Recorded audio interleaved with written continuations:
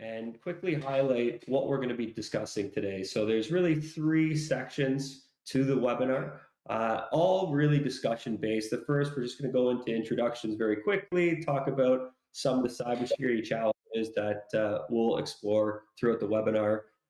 Quickly introduce Agilicus for any new faces who haven't been on a past webinar or haven't engaged with us before, and then really dive through, all right, what does the cybersecurity journey look like for 2 municipalities on separate sides of the country? What similarities did they run into? What challenges? How did they adapt to that? And really, how did they define what the best approach was, and then start to tackle that? And then finally, we'll look at 2 specific areas. So secure remote access, vendor management, all in the framework of zero trust, and then also multi-factor authentication and some key takeaways, and how do we define ROI in this space, and lessons learned, and all that fun stuff. With that, the 2 wonderful faces that you see on this call, we have Rob Blaine from all the way out west and up north. Good to have you, Rob. And then from right in my backyard, town of Mono, we have Jake. Jake, good to have you today. Thanks, John. And then obviously myself, John Chapetta. And really, for those folks who are new to Agilicus, we are obviously a cybersecurity company. We focus on everything from identity to access and making that seamless and effective for all of your users. We operate in the world of zero trust. You can see we're quite spread out on the map, but it's really a shift from perimeter-based defenses to a defense in depth strategy. How do you start with strong identity and implement things like outbound-only connections to actually use that firewall of yours, block those inbound ports, and then move away from a VPN into a seamless user experience, obviously without sacrificing security along the way.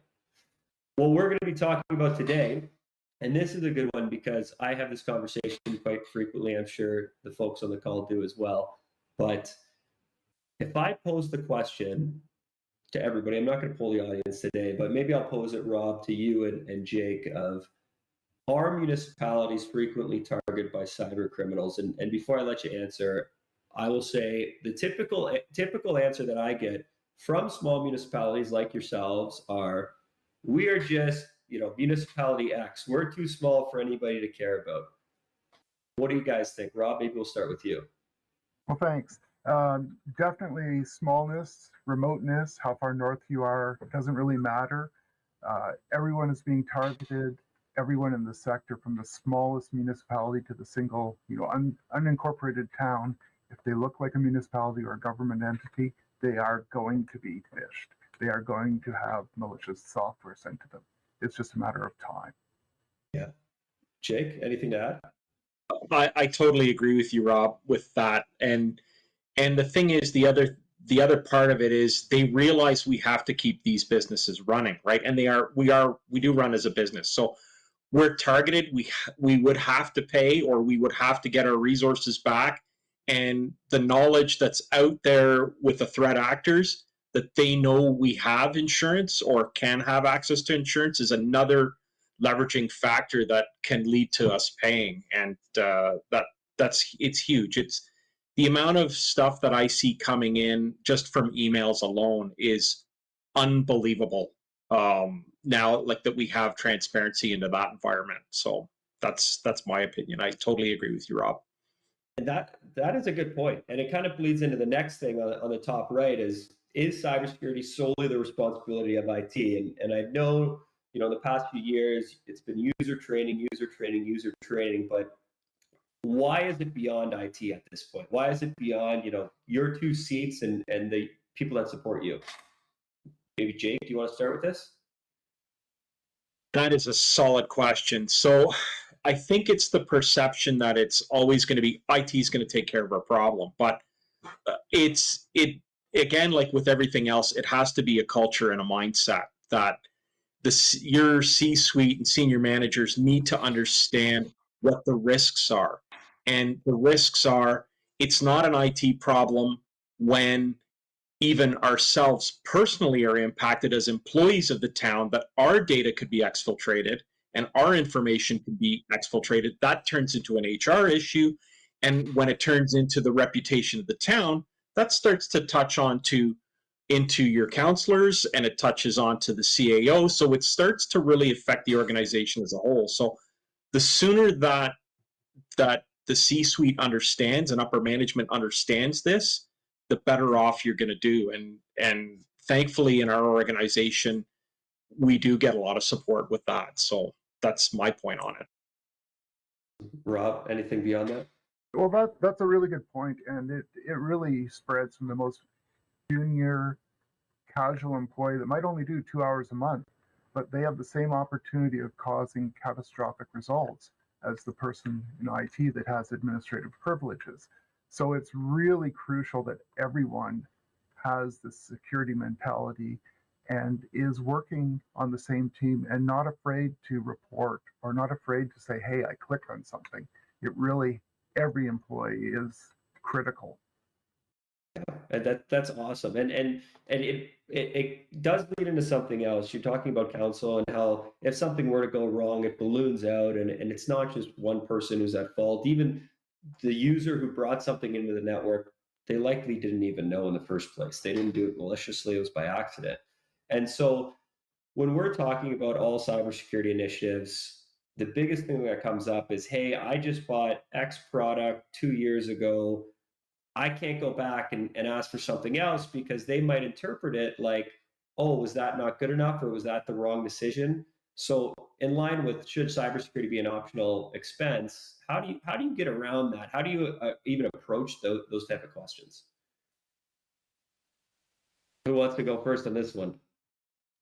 I'll jump on first. It's definitely not a optional expense. It is a cost of doing business, and you need to foster the relationship and the trust with senior management so that they support you. And we've recently ourselves just got it so that we have a defined budget for security, so we can actually track security spending year to year, which is really a good feedback to the senior managers and the C-suite to let them know that we are actively doing things and we are not just sitting and saying we bought this 5 years ago, we're good, against 5 years ago's attacks and everything forward. It doesn't work that way. And especially when you're dealing with critical infrastructure. We run water treatment plants, sewage plants. The impact of a problem there, or even just something not working, is phenomenal. We've seen towns that have, they still have a bad name because of something that happened a long time ago. So that's really critical. And then, of course, in BC, we've got some of the stronger freedom of information protection and privacy laws. So a disclosure or a leak is dealt with very sternly. And that's something that we need to make sure that everyone in the organization is aware of, but especially the C-suite when it comes to funding. And we like to blanket and overlap our security just for that very reason, is because nothing is infallible, but at least if you've got multiple layers, the chance is reduced drastically if you've got overlapping layers. So that's my short answer. That's smart. And I want to circle back to two of those points later on, but Jake, what do you think? I agree with everything you said, Rob, and there's so many aspects with this that you can touch on.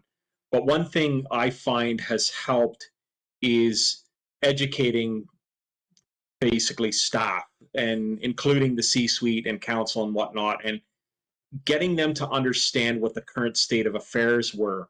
For us, a big turning point was when the Wasaga beach bomb blew up in our backyard, and we knew how serious it was. It wasn't just, the big organizations over there that were having problems. And that was a sign of the times that we really started to up our game.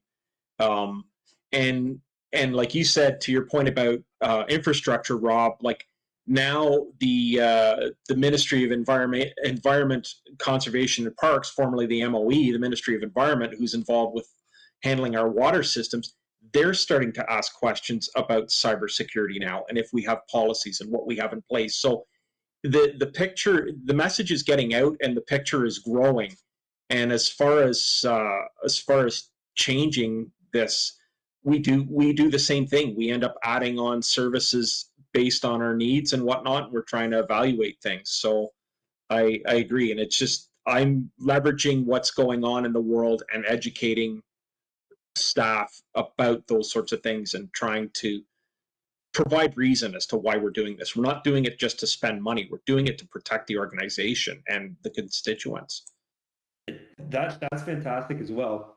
And actually, it's a very good intro, because in a lot of these conversations that I like to have, and with folks like you that I work with, I like to throw in a slide like this to really dive in, to show everybody listening, how good this conversation is going to be before we take a step back and formally talk about, who you guys are, where you come from. Obviously, two drastically different sides of the country. It's one day and 21-hour drive apart. I can't imagine if that was an electric car what that would look like, but might be a little bit longer. But Rob, maybe take a few minutes, brief intro about yourself, your role within the municipality, and then I'll pass it over to you, Jake, after that. Okay, well, thank you. Ironically, I did start out on that coast, Ontario born and raised and educated. Then I moved to BC many years ago, and enjoying it here. My role within the municipality is one of technology advisor to all departments. We're a small team. There's 2 people in our team, and we're responsible for everything from two-way radios and telephones to our drone program, to our geographic information system, to door locks, water treatment plants, and the myriad of other technologies that we have to deal with on a daily basis to keep the municipality running. I came up through a background of government work, educational sector, a little bit in the warehousing and distribution. So I've got a fairly diverse background, but it seems to be that the things I see every day, the tasks and the challenges, are present during all industries. It's always there. The security threats are the same, and they don't recognize sectors or geographic locations as a delineation. We all face the same challenges, and we all have similar needs and fears. Right. Jake? Thanks, John.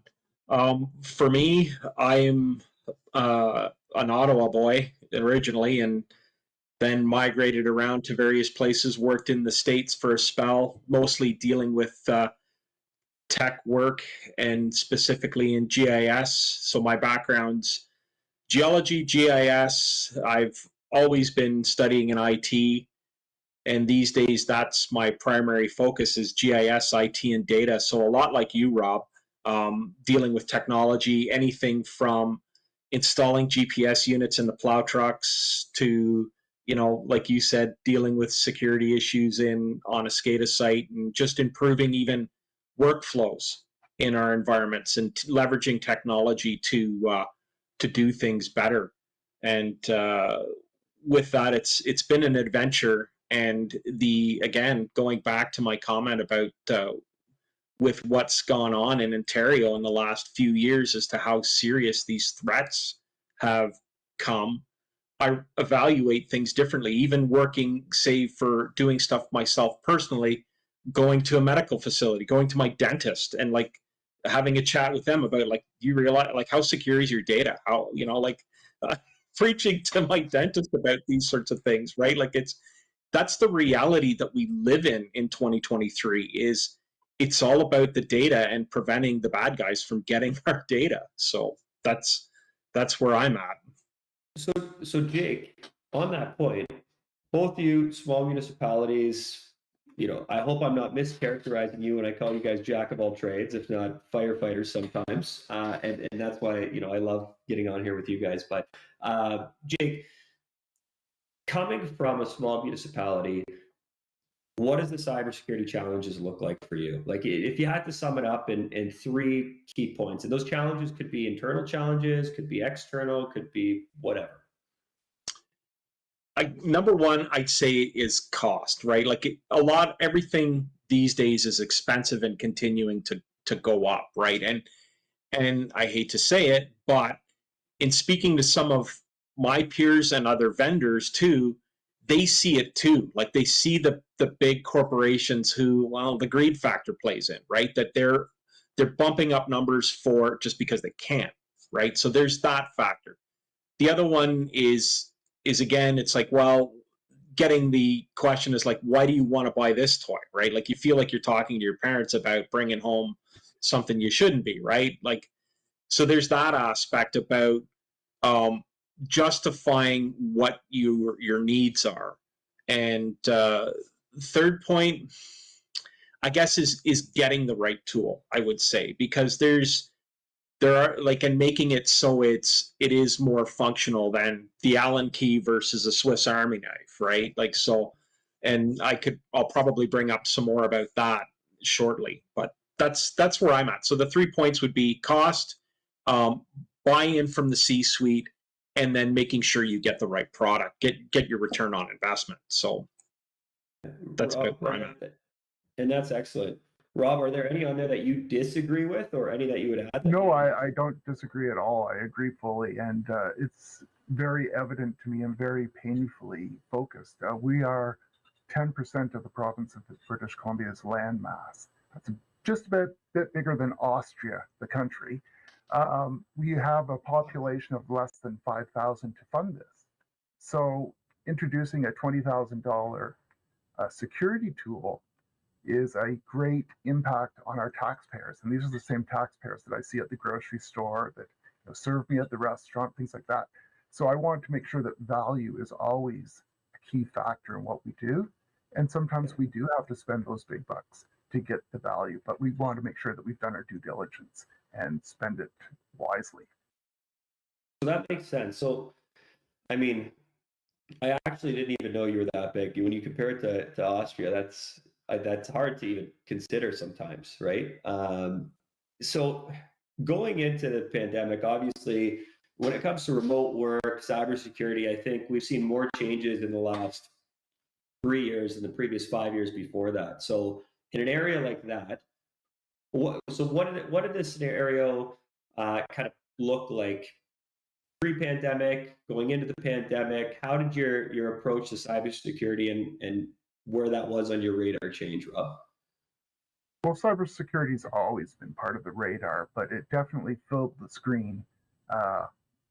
Day 2 of pandemic, and all of a sudden we have people transitioning from where they've worked in an office for the last 15 years to working from home, from connecting remotely, trying to get their home PC or a work PC transported to a different location. Our threats just exposed ourselves. Like we had a fairly tight control of applications and communications methods. We're opening up RDP. Like we're just basically putting a paved highway into our network. We have people with machines that we have never seen before. All of a sudden, they're enlisting in our network.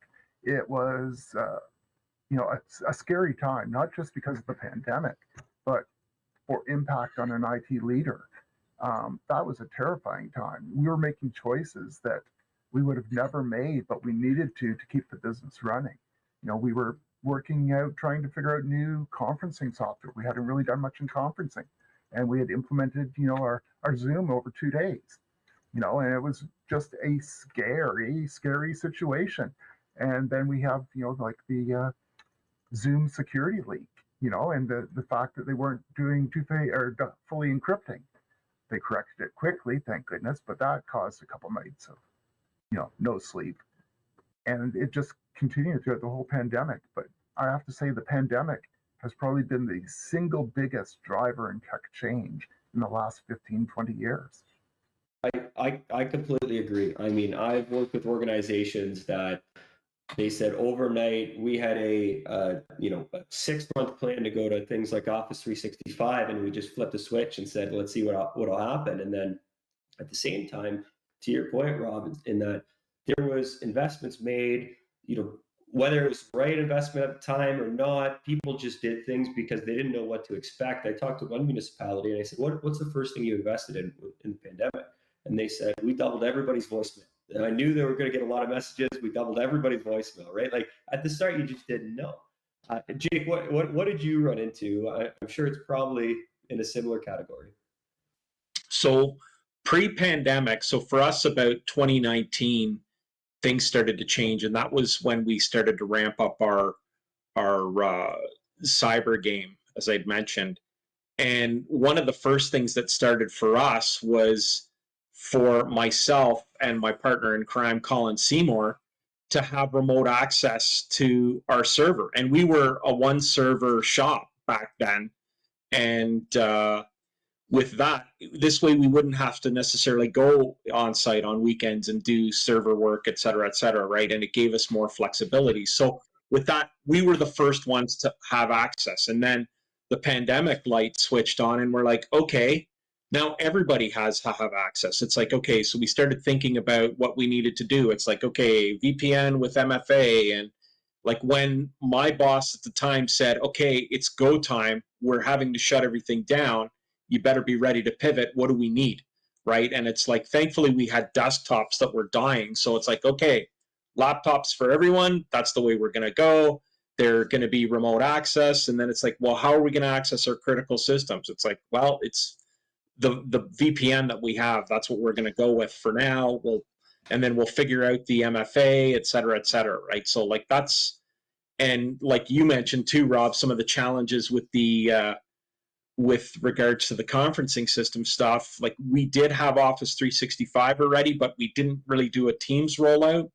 Well, so internally we were communicating a bit with that, but for council to run council meetings and stuff like that, that was all done using not Zoom. That's what our upper tier went with. We were going with one of the other applications, and we ended up dodging the Zoom bullet at the time, so we were lucky. We were using GoTo for council meetings, so it was quite a pivot. So at any rate, that's the story there.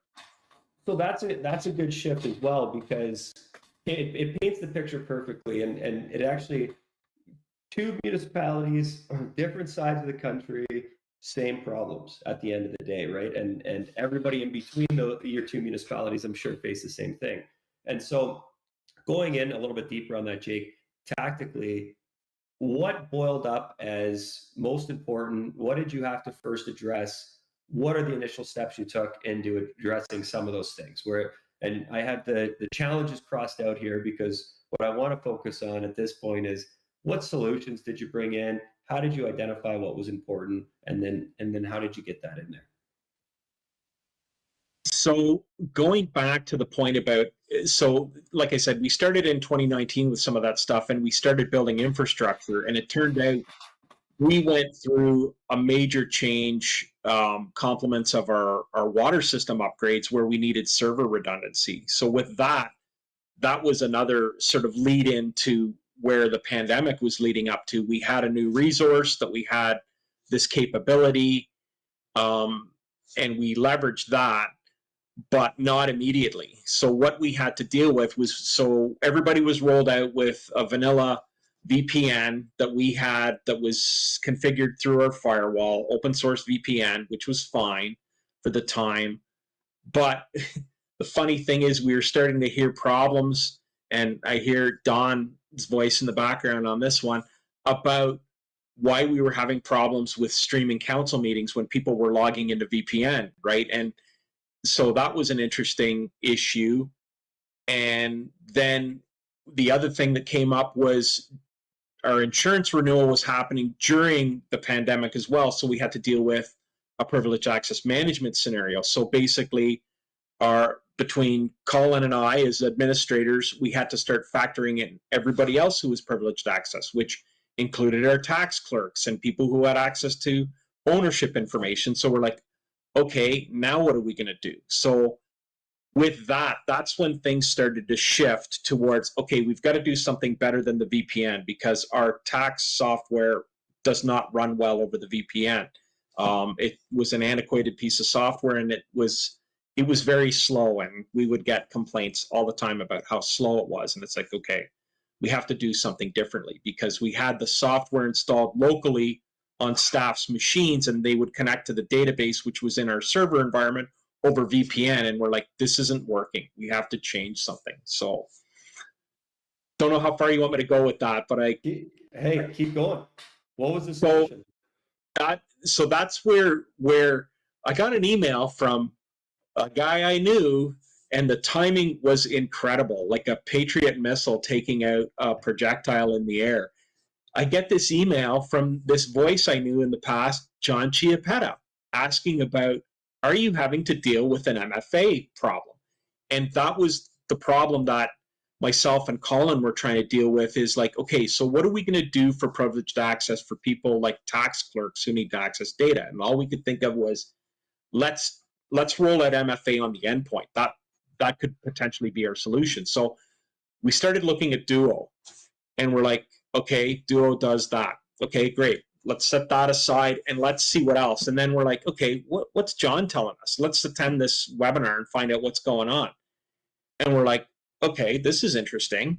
So it does more than what Duo will do. And okay, so then we started talking to you guys at Agilicus about, here's our problems. Here's what we're trying to do.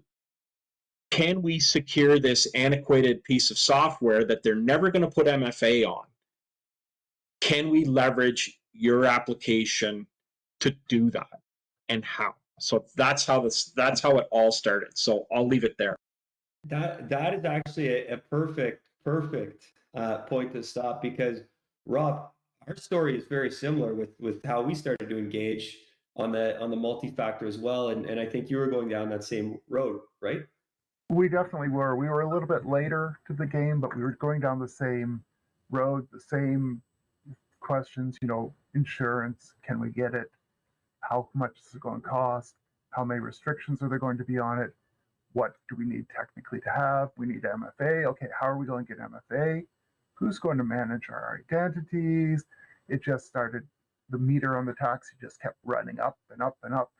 And then John and his group were presenting, and it took a couple passes to sort of dig out all the details.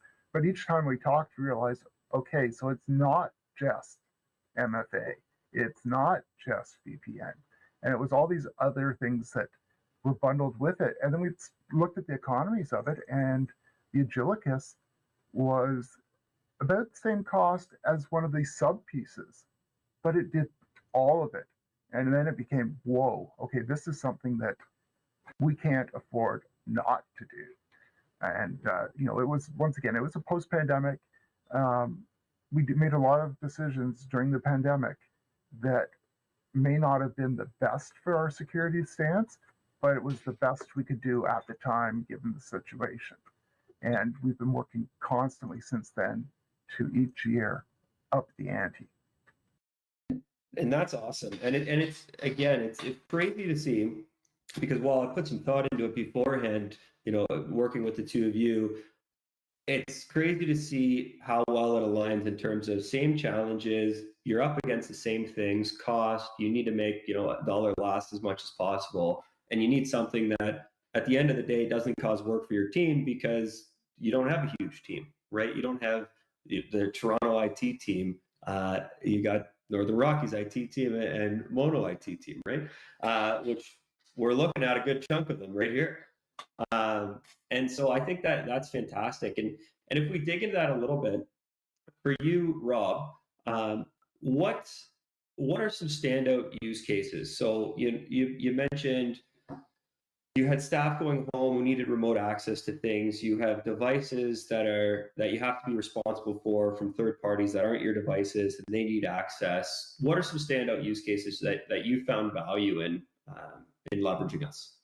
Well, the first and foremost was just that identity authentication. That is something that really, we didn't have a tool to say, you are who you say you are.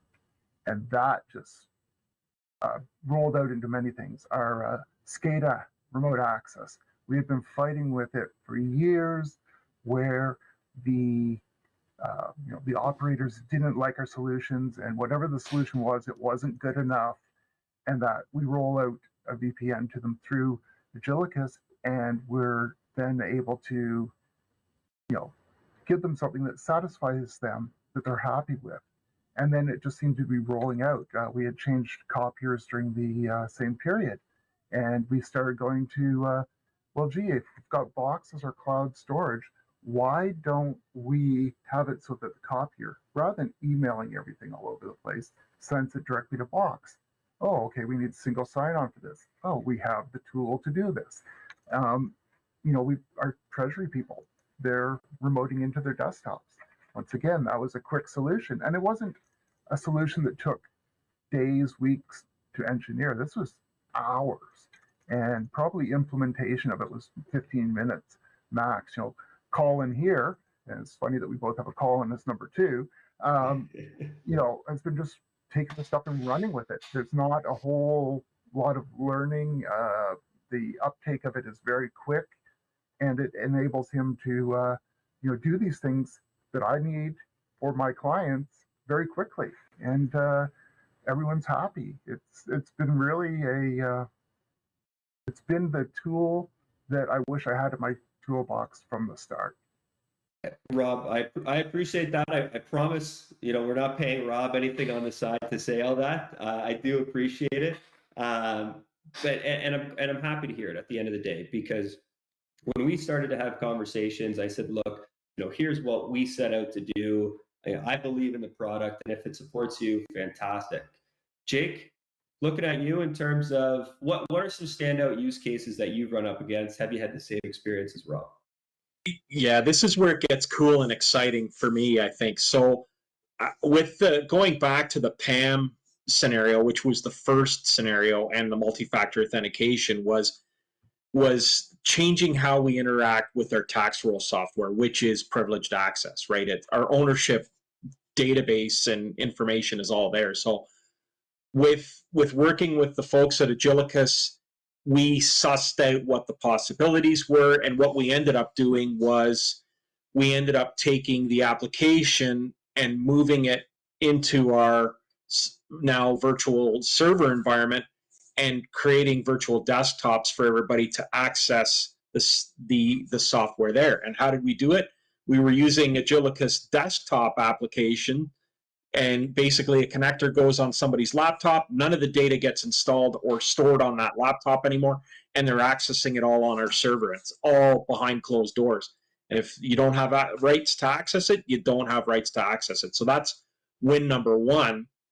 Number two was when Colin and I started using it. Like, as an IT professional, I find we have a tendency of saying, here's the tool, go and use it. But when I started using it, I found that I started shining lights into all kinds of dark corners. It's like, oh, I could use it for that, and I could use it for that. So that was really a great win, and which leads to the third component, was changing over the way we access everything in SCADA and the migration that had to happen there. We were running 2 VPNs because we had our water system was a separate network environment than our admin network. So we basically dumped the second VPN, and it was okay, but it wasn't perfect, right? I no longer get calls from our water operator, who's another municipality of all crazy things, to access our system. So we basically we're small, that we don't have certified water operators, so we farm that out to another municipality, and they take care of that stuff for us. It's our hardware, and they can access it with their own stuff now very, very smoothly with Agilicus. And we are using a rather world-renowned piece of software that is typical in SCADA environments, and I won't use their name, but they had an application that, oh yes, you can access this through a browser to access your HMI. And yeah, it wasn't that great. And for the effort that went into it to try and implement it, like Rob said, the user experience that we were getting back from the operators was not great. But we've been working with Agilicus, and it's more time than anything to roll out, to be able to access an HMI on an iPad from a browser. That to me is amazing. And basically the full rollout's going to be happening in a couple of weeks. They've been testing it for a couple of weeks, and it's awesome. And I think it's super cool. So that's where we're at now. And what we're doing is we're finding use cases all the time. Like now, like we have external bylaw staff that work at home. They're part-timers and they're accessing server resources, and they could drop files if they're taking photos of sites, drop files right onto the server via desktop or by a connector. So that's where my analogy was with, say, Duo as being the Allen key and Agilicus being the Swiss Army knife. Like Rob said, it's like, I wish we got onto this sooner. So that's my point. I love getting calls from Jake because it's either ideas that he wants me to share with my other customers that he just stumbled across in terms of use cases, or it's good news stories. And along the lines of one thing that you just said. So Jake, you shot me an email 2 nights ago, and along the lines of, you have another municipality, which is a separate identity source, separate domain, that previously you had to add users and manage. And you previously purchased tablets that you couldn't actually leverage because that web app didn't work. I got an email from you the other night about adding them to the system. Do you want to go into that a little bit? Yeah, on the remote access one, and again about learning the capabilities of the system. So you had told me before, it's like, this is possible. I'm like, okay. I said, let's dive into this and find out. And I spent some time with Nick, and it was like, really, it was that easy, right? Like there was some tweaks that needed to be done on the PC, right? Like we had to install the software and the connector, but it was just a matter of grab your iPad, open the browser, log in with your credentials, and like you said, they're the other municipalities' credentials and authentication method. It's not Town of Mono's. Like we use Office 365 to connect to our applications. They're using Office 365, is it Office and Okta together as a hybrid connector, and that's how they connect to our environment. And from their iPad, based on the credentials that I've set up in the back end of Agilicus, they can access an HMI that is on one of our water sites from their iPad. I don't have to touch anything that's IT related. I don't piss off their IT. They don't piss us off. It's like this amazing relationship. That's the biggest win right there. I should just put that as the tagline on stuff. No more pissing everybody off. And it's funny that you mentioned that, because one of the things we did is we did the VPN for our water operators, and organically they started using it with their phones. We used to have a dedicated laptop that they had to shift, change, and hand off and things like that. And they came in and said, "Oh no, we just do it on our phone." And it's like, oh crap, why didn't we see that use case? It was one that they just, if it's this and it doesn't need software, why not? So now they all use their phones, and it's great because wherever they are, whenever they're there, even if they're off shift, they can know what's going on. It's really, really getting a lot of positive feedback, and I wish we had pushed them in that direction, but they found that themselves. And I'm glad you bring that up, because that's something that for us, coming from a cybersecurity angle, it's our job to guarantee that they can use whatever device they want, and we make sure that that connection's secure. I briefly touched on how we work with outbound only connections and closing the ports, but how our platform comes together is for that purpose of, at the end of the day, you shouldn't have to worry about they're on a specific device, or this third party has a device that I don't manage. Do they have antivirus? Do they have this and that? It's good to have, for sure, and we would encourage that, but it doesn't always work that way. So we feel that the users should work the way that they want to work, and it's great to hear that in practice that checks out. Jake, I cut you off there. Were you going to add anything? No, that's okay. I was just going to dovetail to Rob's point and yours as well about that, right? Like when we first started down the SCADA upgrade project, and like you brought up about the tablets, we were like, okay, we've got this tablet. It's going to be in Orangeville's possession. Who's going to be responsible for updating this? Right, according to our policies. Right now, that's not even a thing anymore. Right, it's like, you guys use your stuff, connect to our stuff. It's all handled through the way you guys authenticate. You guys know the rules about touching our stuff when you're in there, but we know that you guys are handling your own policies for your passwords, etc., and you're managing your own authentication, great. Everybody's happy. That's one gray hair you don't have to worry about, right? And that makes sense. And really, what we're talking about, no kidding. And what we're talking about here, and where we come from, I don't have any yet, but we'll get there. We'll see how long it can grow.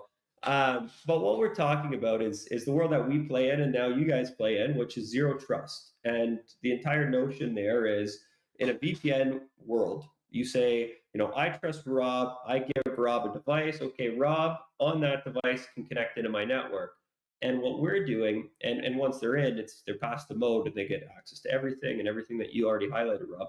And what we're talking about is remove that implicit trust. Never trust, always verify. And we go down to what you folks have been talking about, which is identity. And we enforce that identity no matter what device they're connecting to. And then we go into things like least privileged access and all this stuff to contain what they have to access. Because at the end of the day, that user, Rob, that you're talking about, who's on his mobile phone, connecting to the HMI, that's all they need to do. They don't need to connect to everything on that network. They just need to do that. So you reduce your risk, and by reducing what they have access to, and then the way that they access it, and all that fun stuff as well. So there's a question. There's a question in the chat from Pat Elsher. Let me open that up.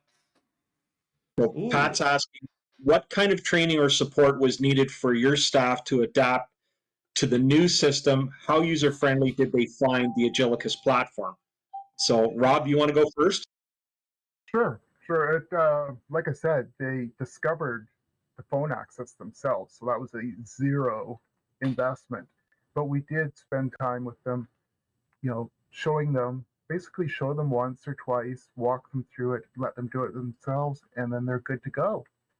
So very little onboarding. We have more problems. We have to do a document, train people, tell them how to fill in the right values for the VPN software and that we were previously using. That has just disappeared. And it's like, here's a website, go there, log in with your user credentials, you're good. And it's just that simple. It really is. That's awesome, because really that's the way that I probably explained it to you guys when we had the first conversation, right? And from a user credentials, we're not adding anything new. So if they can log into their email, if they can visit a website, they can get access to everything that they need to access. Jake, what's your experience? I don't want to bias anything. No, you're totally right. So for us, it was exactly like that. We did add on the desktop integration component, which added a little step in the process, because what we ended up doing was we do not mount any of our drives through our Active Directory anymore. We mount totally through Agillicus now, whether you're internal or external, so it's the same user experience. So we mount everything on our AD that way.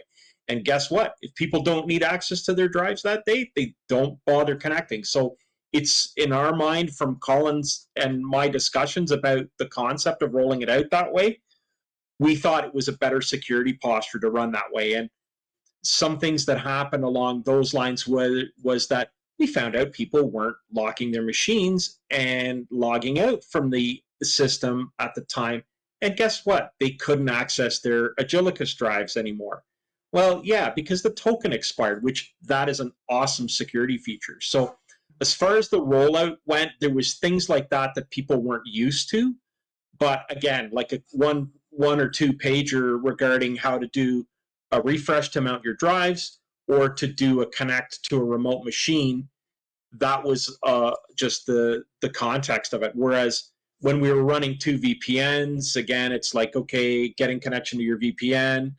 And because we were running two different VPNs, two different pieces of software, a little bit different from the water operators versus the admin staff. So it was pretty seamless. And it was pretty low investment as far as training. Awesome. And so for the people on the call who might not be as familiar with our platform, so our goal is we are web first. So if you can access a web browser, you can get all of your work done, and we want to operate that first. But the reality is, some folks just like operating with everything on their desktop, and so that's fine too. And so within that web portal, we have a button that takes everything that you have permission to access. So if Jake says you're in the finance group and the finance group has access to these applications and these file shares, then you click a button, and what that does is it mounts everything on your desktop. And then periodically, instead of going to a website, you just get a pop-up that says, hey, log in. And then we give you, we basically issue you credentials. They expire at a certain period of time, and then you do things like multi-factor before you access.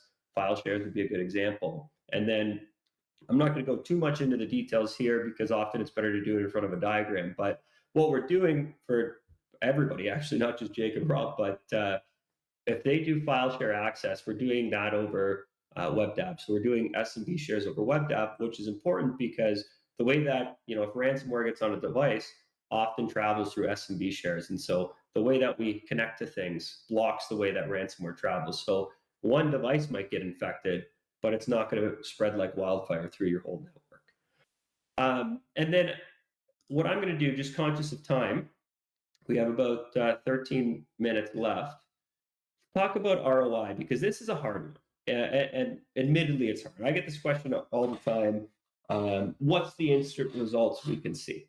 And, the reality is this is not a better machine that's going to give you X more output. Our goal is your users have a better experience. You save time and effort when you need to roll things out. You get less calls about, hey, my VPN's not working and all this other stuff. And then the ROI is really the proactive measure that you're taking to make sure something much, much larger doesn't happen down the road. But it's all fine and good to say that. But what I want to know is from your side, how have you internally quantified this ROI? Was there any specific features, capabilities that you came across that you said, okay, this right here does it for me? Rob, I know you made the awesome comment that you couldn't afford not to do it, but maybe you want to take this one first and elaborate a little bit? Most definitely. The ROI was almost instantaneous for us. We needed an identity provider, first and foremost. And the cost of that identity provider versus the cost of your full suite was within $1. So that really meant that everything else that you offer was $1. I can't find a VPN for $1. I can't find remote access securely for $1. So really, we needed that authentication of the user. We paid for that, and every other feature was a freebie. Is the way I sold it to my executive, and they grasped it. It wasn't a smoke show or anything like that. It was plain easy math. Here's this cost, here's this cost, and here's the things we won't have to buy. And it became an instantaneous, yeah, that's the right thing to do. And I haven't heard any complaints about it at all. So I appreciate that, and I appreciate how Agillicus was willing to work with us and understand our situation before saying, here's your big price tag. They looked, and it was really scaled to what we need and what we were using, not a one size fits all. You're a municipality, okay, it's $28,000 a year, here you go. That wasn't the case. There was a lot of thought went into it, and a lot of care went into it. So I really appreciate that. That made it that much easier. I appreciate those words, Rob, honestly, and I know the entire team does, because when we set out, years ago to start down this path, really what we looked at is, why can't all municipalities in Canada have the strongest level of security, the level of security you'd expect from Google and Apple and all these organizations? And so when the team started to create a product like this, they said, okay, zero trust is the way forward for sure. But zero trust is an architecture, it's an approach, it's a strategy. And so within that approach and architecture, what are the components that you need? And you listed off a few of them, which are awesome, right? You need strong identity, strong authentication. Okay, what's our answer to that? Leverage what you already have. You need multi-factor. Bake it in, so you just have to turn it on. You need least privilege, reverse proxies, all this stuff, right? And so I'm glad you noticed that without us trying to ram that down your throat, right? You saw value, and then you said, "Oh, by the way, I get all this other stuff." Jake, in terms of ROI, how do you justify the ROI? How do you quantify it? What are some standout things?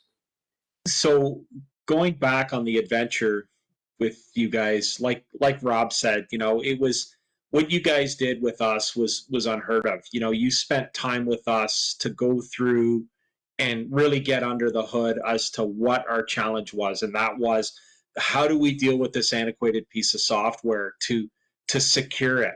Like, we never thought we'd be able to meet that requirement for MFA and PAM and all in one bucket. And there was no way that Duo would have been able to do that for us. Maybe it could have, but like, for the cost for what it was compared to with what Agilicus was, it's like Rob said, it would be equivalent. But again, you're buying the Allen key versus the Swiss Army knife. Which would you rather have? So, and we further leveraged our return on investment by turning our treasurer into the use case. So we started with him, and he was our guinea pig for accessing the software that he uses all the time. And he saw the difference in how it was over VPN versus how we ended up doing it over Agilicus. And it was a night and day thing. And it's just grown since then. Like, we got rid of a second VPN. We no longer use VPN, right? That's, like you said about your comment about the creating the fire. Well, VPN gives you the keys to everything. If you're gonna, you can't restrict where people go necessarily with a VPN unless it's an expensive one. And so, how many tools are you going to have to buy? Like, to Rob's point about making sure your environment's secure, identity provider, VPN, et cetera, et cetera. Whereas what you're offering and what Agilicus is offering is, it can do all of these things. Like, I go back to even the example about the water system browser app, and it's like, yeah, well, guess what? Agilicus can do that and just throw it on your browser for you. And away you go. There's nothing more complicated than that if the permissions are there, right? Like, it's just like, why wasn't I doing this before? Why was I believing what our water integrators were trying to provide us based on what they knew, right? So it's been incredible, and we keep thinking about, well, I'll look at your diagram and think about the next dream that we have to deal with, right? The next thing that we need to capture with it. And again, yesterday I got a call from our water authority. Hey, Jake, I got a new laptop. I can't access the SCADA machines. Okay, and I looked into seeing whether it was an issue on our end or something like that, and all we had to do was reinstall the desktop integration for him. And I set up a Teams meeting. We met virtually. I watched what he did. I ran him through, okay, go to this link for Agilicus, log in as you, download the desktop integration, and away you go. And he was back up and running in 15 minutes. No call to IT. I didn't touch his stuff. Their IT won't be mad at me, right? Like, just, he got back in the game, and it was all good. So that's return on investment right there. And that, because that kind of stuff, it adds up over time, right? If I could add one more thing, that the intangible that you never really think of, but is a huge return on the investment, is the ability, we're 3 hours different time, so that reduces the contact day. We found that we can go on to your chat, post a question at 5 o'clock our time, and lo and behold, someone's back to us like instantly. And in some cases, it's people high in the company or people that are actually writing the code. It's not a tier 1 tech support that says, well, have you turned it off and on? Well, have you done this? Okay, I'm going to have to forward you to someone else. You're put in touch with the person that can physically or logically make the changes or show you what you need to do automatically, without waiting, without playing phone tag for a couple days. And that is, invaluable. That's a level of support that is, we have white glove support of some items, and we don't get that good of support. So I really have to say that's a value that doesn't show up, but it's there, and it is a lifesaver. That's awesome to hear, and I'll make sure that I do not pop up on the chat, because I would be that level one who says, "Well, have you turned it off and on?" but Jake, go ahead. Further to what Rob's comment was, the other thing that things had been revealed to us were, you know how it is when you roll out something new and you get the squeaking from people about, oh, well, it's Agilicus's fault. It's like, no, you turned off your remote desktop. That's why you can't access it, right? But so stuff like that would come up, but also like your guys' support shone some light into some things that we didn't have right. You know, like as an example, when we migrated from our old server to our new server, well, guess what? People's laptops still had references to the old server, and it was causing problems with the way the drives were mounting, and it was causing performance issues. Totally on us that we didn't purge those references. But like, how clean is Microsoft, right? It's not really a problem that is an Agilicus problem. It's more of a Microsoft problem. So those are the sorts of things that would end up getting revealed. And well, we had a problem with our DNS too, that you guys revealed to us, that we had references to our old DNS on the new server that we forgot to turn off. And it was like people were complaining. And it's like, again, you guys helped us. You didn't have to. You could have said, no, it's your problem, figure it out, right? But you guys revealed that for us because you could see what was going on. So at any rate, like that's, again, value added, and like the way you guys bring it to the table. That's awesome. And that's good to hear, right? Because, you know, at the end of the day, like yourselves and the other folks on this call who sit in IT, you only hear the complaints, right? People only call you when something goes wrong. Nobody picks up the phone and says, "Hey, Rob, you've been doing a great job," right? And like, that's just the reality of our roles. And so I know I certainly appreciate it hearing it directly from you guys, but I know our entire team does. And Jake, you've been great to pop up every now and then and say, "Hey, we just did this. It was phenomenal. Thank you." And I know, you know, it really helps them out too, because again, this is, at the end of the day, our platform is the brainchild of all the sweat and tears and effort that went into it, right? And so they really do appreciate that. Final few minutes here.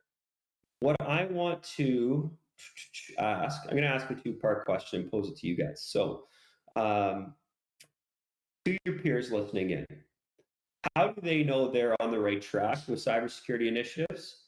And then, what are you looking forward to on your roadmap? What's on the roadmap for next year? Rob, do you want to take those? Sure. First part, you know, it's never really there until you test that it's there. It's like a backup. Unless you can restore from it, it's not there. So you do need some form of pen testing, you know, an outside party checking your equipment, checking the access, seeing if they can get into your systems and that. So that's the first part. Going forward, it's a case of I need to spend more time looking at your diagram, because that diagram is your best salesperson. And you know, hey, well, second best. Hold on a second. Because looking at it and you have the time to think and then realize that, okay, what we've assumed is a boundary is no longer a boundary. It's reachable, it's controllable, and just, you know, implement as much as we can, get as much value out of the package as we can. And you know, it's like Lego almost. What do you want to build today? It really is, and that's it's exciting to have a tool that is like that you're not constantly pushing up against its limitations. And it's great. refreshing. Jake, over to you. So I guess my response to the first part is, how are you doing with your cyber insurance if you're trying to seek it? Are you going to get it, or are you not going to get it? Because that's something that we evaluate every year. And you know, thus far we've been able to stay ahead of the requirements and at least meet them. So every time we're mentioning what products we have in our bag of tricks, we're doing well with that. So as far as what's next, that's a good question. What's next is to get others into, well, one thing that we're dealing with, and you're aware of it, John, is getting rid of TeamViewer, right? For people who are doing, and there's another example, right? We talked about VPN, we talked about a piece of software that will help for authentication. We talked about a multi-factor authenticator, and then we got TeamViewer too, right? Like, so we're looking at getting TeamViewer for based on the cost and whatnot for that Colin and I are using, as well as for our water integrator, right? So we're getting them off of TeamViewer and putting them onto the Agilicus platform so they can access our stuff and that they can do what they need to do for installs, etc., on our HMIs and on our SCADA servers. So that's in the very near future as far as the horizon goes. And like I mentioned to you, a fun, simple little thing about how we want to have a remote machine or have a machine at our front counter and allow for staff to access their own resources on their desktop from that. And I started to think, well, maybe we could do that with Agilicus. So there's all kinds of capabilities. It's just, so it's knocking those problems off. But those are the ones that are in the near future. And like Rob said, see what's on the roadmap and see where that takes you. That, and I mean, both of those are awesome, right? And I'm glad to hear it, and great advice. Being that we are at the top of the hour, I feel like I could talk to you guys all afternoon. And hopefully, maybe not so much in the winter, Rob, but maybe next year I can make my way that way, or we can find each other at a MISA or something like that. But I might skip the next few months if you don't mind. Yeah, no problem.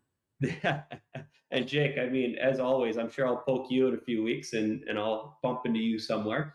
But I do appreciate you two taking the time and coming on and to share your experience, because at the end of the day, your experience are what matters, right? It's what drives the next customers to come on board and to speak with us and to partner with us. And so I do appreciate that. And for all the folks listening in, my contact info is right here. I would, more than encourage you to reach out, get a demo, have a trial. We can help you set up a trial so you can test drive it, have the keys to the Ferrari for a few weeks and see if we're all lying to you or not.